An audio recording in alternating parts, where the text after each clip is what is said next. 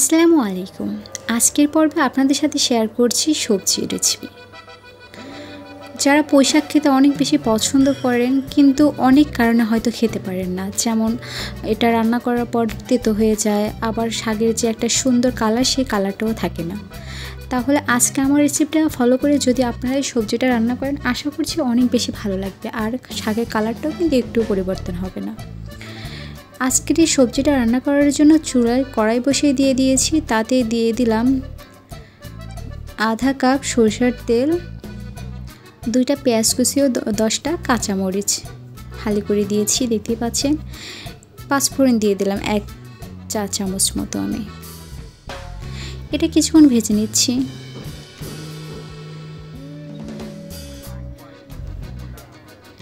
তিন মিনিট মতো আমি এটা লো টু মিডিয়াম হিটে ভেজে নিয়েছি।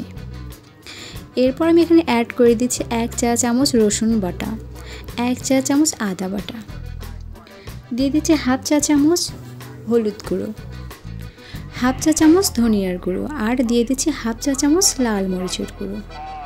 আপনারা আপনাদের পছন্দ অনুযায়ী স্বাদের জন্য ঝালের পরিমাণটা বাড়িয়ে বা কমিয়ে দিতে পারেন।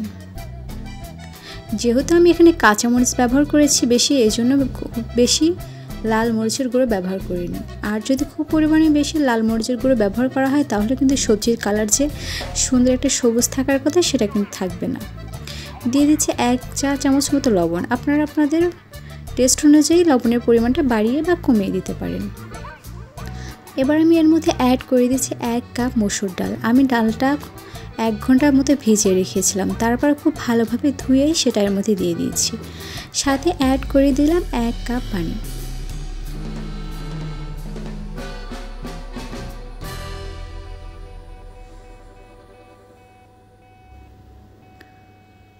একটা আলু নিয়েছি, আলুগুলো আমি ছোট ছোট কিউব করে কেটে নিয়েছি, সেই আলুটাও দিয়ে দিলাম। আলুটা মোটামুটি এখানে 150 গ্রামের মতো আছে। সাথে দিয়ে দিলাম 250 গ্রাম মিষ্টি কুমড়ো।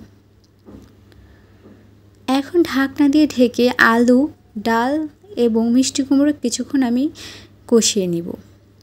মোটামুটি 10 মিনিট মতো এটা আমি কষিয়ে নিয়েছি। 10 মিনিটের মধ্যে ডালটা খুব ভালোভাবে প্রায় সিদ্ধ হয়ে গিয়েছে, আর মিষ্টি কুমড়াও আলুও প্রায় সিদ্ধ হয়ে গিয়েছে। এখন আমি এর মধ্যে অ্যাড করে দিব হচ্ছে পুঁই শাক। আমি এখানে 1 কেজির মতো পুঁই শাক নিয়েছি। এটা খুব ভালোভাবে ধুয়ে পরিষ্কার করে নিয়েছি।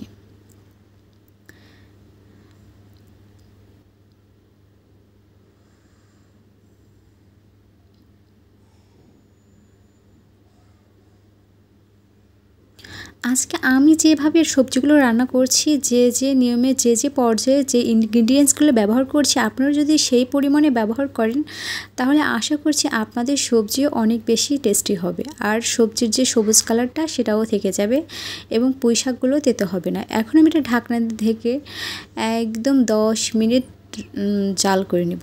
10 মিনিট পরে দেখতে পাচ্ছেন শাকগুলো অনেকটাই সফট হয়ে গিয়েছে আর অনেকটা পানিও ছেড়ে দিয়েছে। আবার এটা নেড়ে চেড়ে আমি ঢাকনা দিয়ে ঢেকে একদম দমে রেখে দিব প্রায় 20 মিনিটের মতো।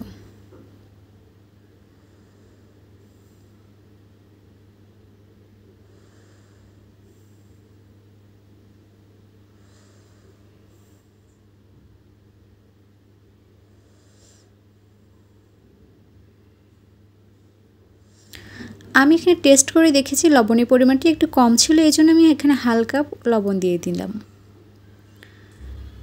20 মিনিট পর দেখতে পাচ্ছেন একদম পারফেক্ট সবজি কিন্তু রেডি হয়ে গিয়েছে। এবার আমি আপনাদেরকে সার্ভ করিয়ে দেখিয়ে দিচ্ছি। কালারটা দেখে নিশ্চয়ই বুঝতে পারছেন একদম সবুজ কিন্তু রয়ে গিয়েছে। আমি এটা খুব বেশি কুক করিনি। যখন আপনারা এটা খুব বেশি কুক করবেন তাহলে কিন্তু সবজির যে কালারটা সেটা কিন্তু থাকবে না, শাকের কালারটা ফ্যাকাশে হয়ে যাবে। এই জন্য আপনাদের কী করতে হবে, খুব হাই হিটে জাল করে নিতে হবে ঢাকনা দিয়ে ঢেকে। খুব বেশি জাল করা যাবে না। আর আমি যেভাবে রান্না করেছি সেভাবে যদি আপনারা রান্না করেন তাহলে অবশ্যই সবজির কালারটা একদম সবুজ থাকবে আর এটা তেতো হবে না। সো বুঝতেই পারছেন কীভাবে আমি রান্না করেছি।